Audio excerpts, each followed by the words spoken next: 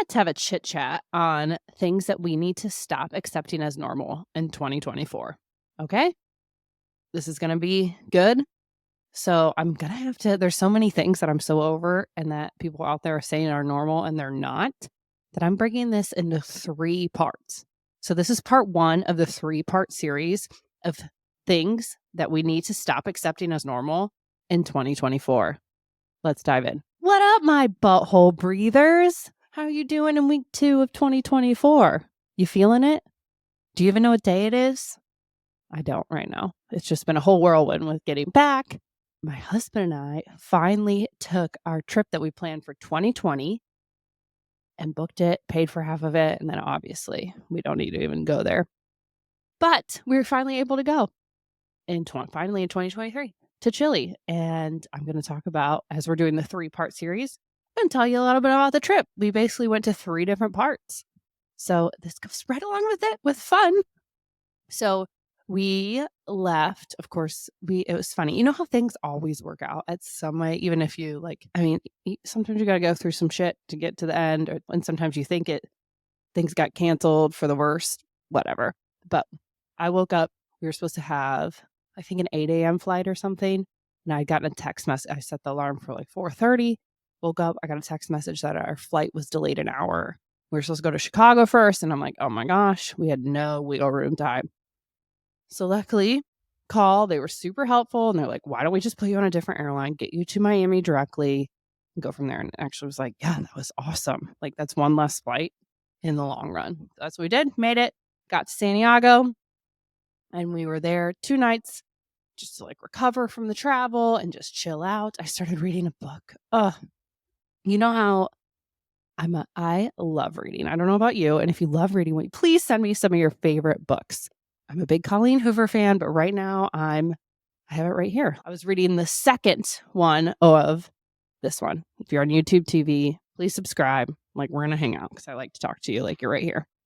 A Court of Wings and Ruin. I'm on this one, but I read the green one on vacation. And it's so funny. If you've read these, I need to know your opinion. When things are super hyped up, I'm like, oh, these are probably going to be a disappointment for me. And the first one, I kind of felt that way. But at the same time, I'm so interested in the story. I can't stop reading. It's it's a little overhyped, but I still got to continue to watch. And I felt that way on the way down with the Barbie movie, actually. Of course, there were incredible parts, but I was kind of like, for the way everyone was talking about it, I thought it would be, I don't know, my favorite movie ever because I love Barbie.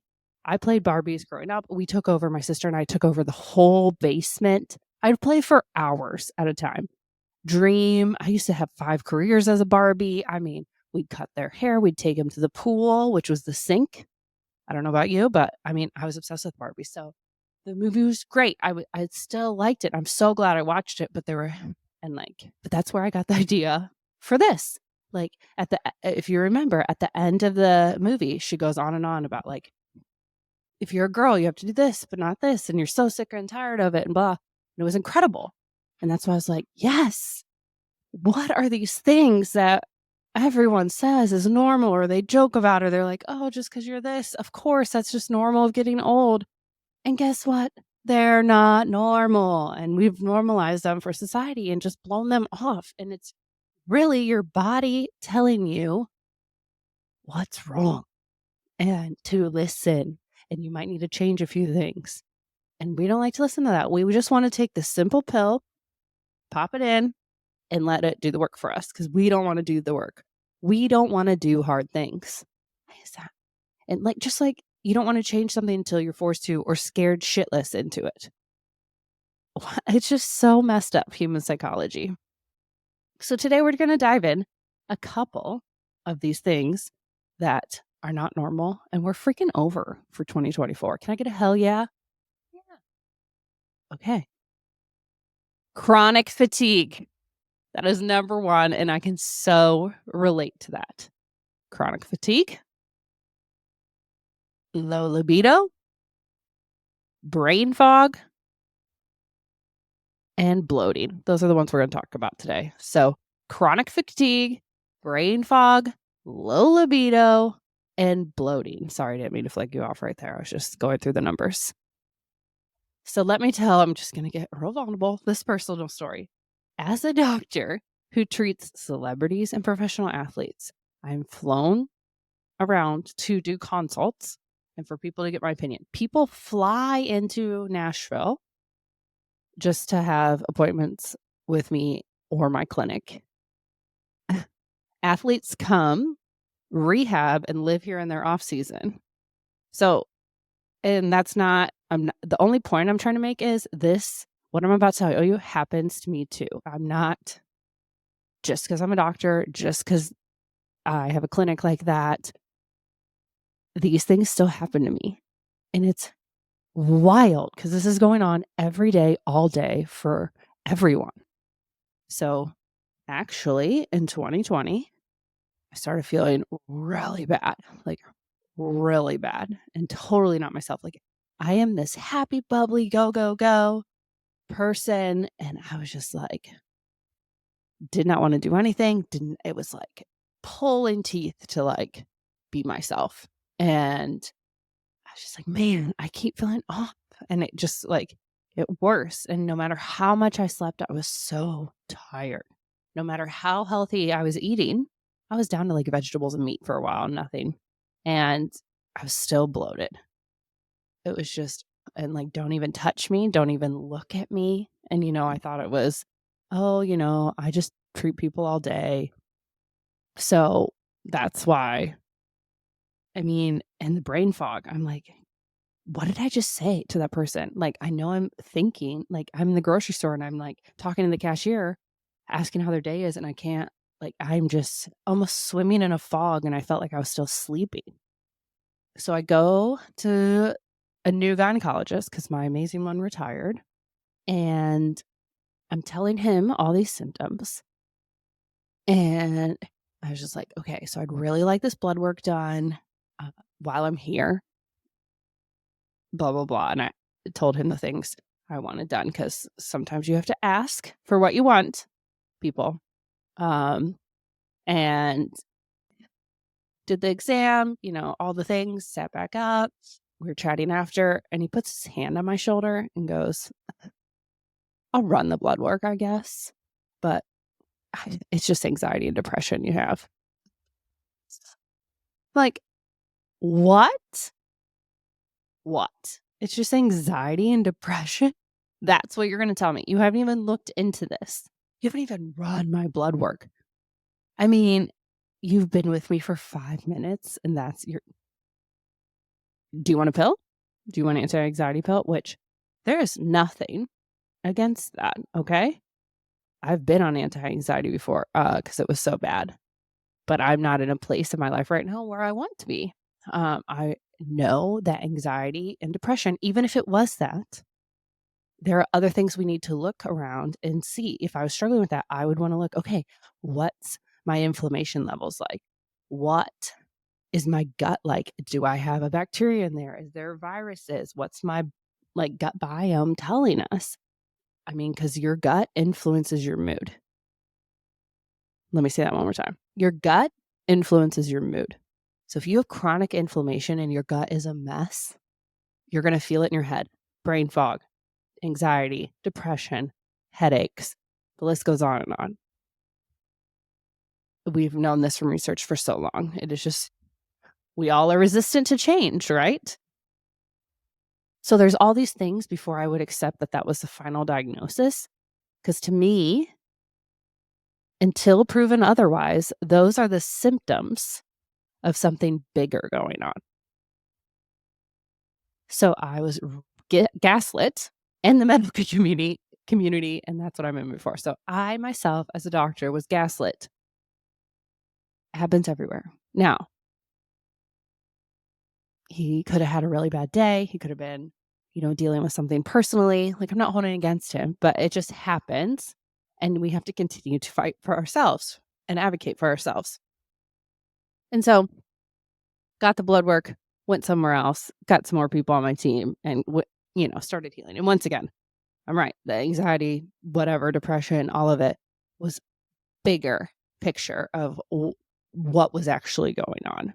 Blood, insulin regulation, all these things. And what people don't understand is, yes, you have to address those chemical components. So whether that was anxiety med, if that was the final step, we did everything else. But until then, supplements, I definitely needed a correction in that. Food, a little bit of change in that.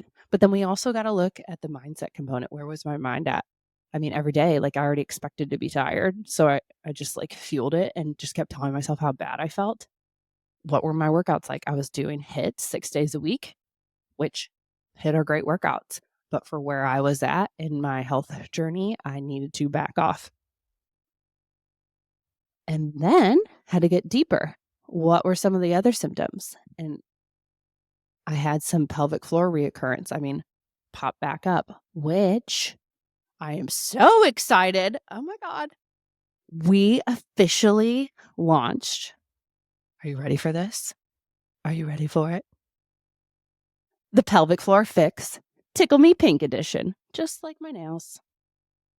And I am bringing in another renowned world expert, Dr. Jordan Wiggins. You may have heard her on the podcast. She's, I think, 2 episodes back, 3 maybe.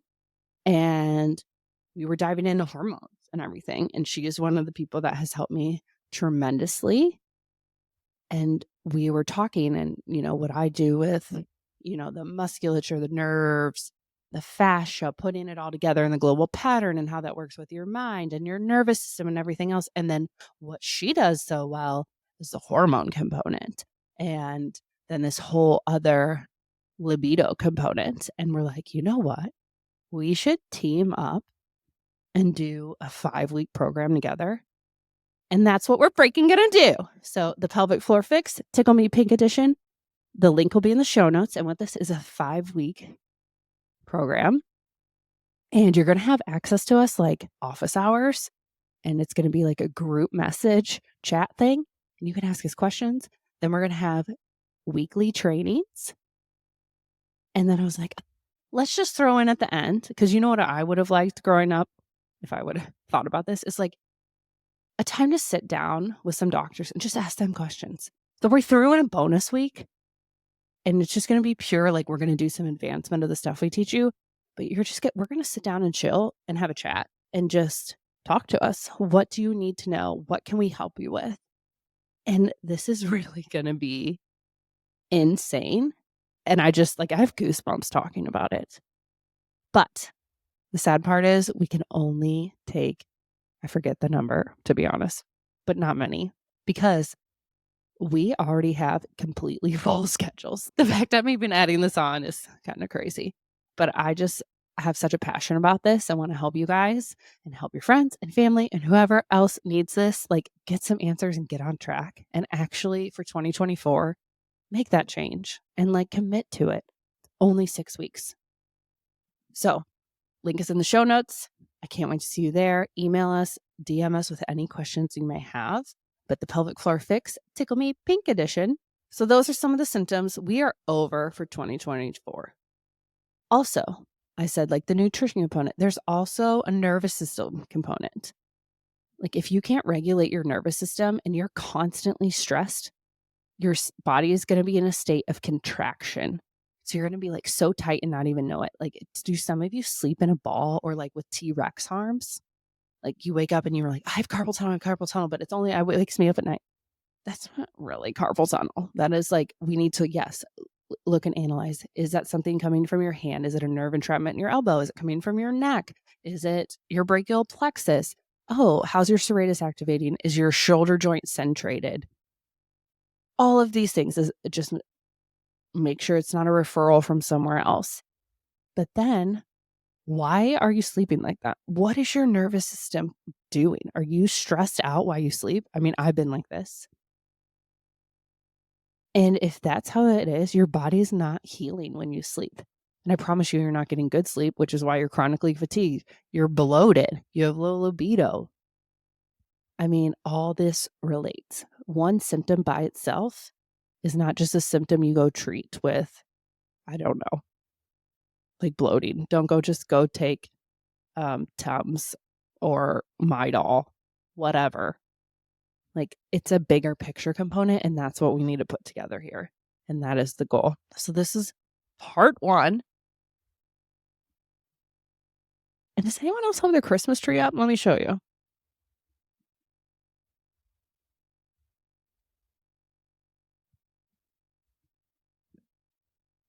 I just really like the lights. Talk about nervous system regulation. They're so relaxing. But we'll probably take it down here in the next week or so. Once again, we are not accepting this anymore in 2024. We're going to get the answers in hormones, symptoms, all these things go together and need to be fixed together in one big plan. And that's why we're creating the pelvic floor fix, the Tickle Me Pink Edition. Toodaloo.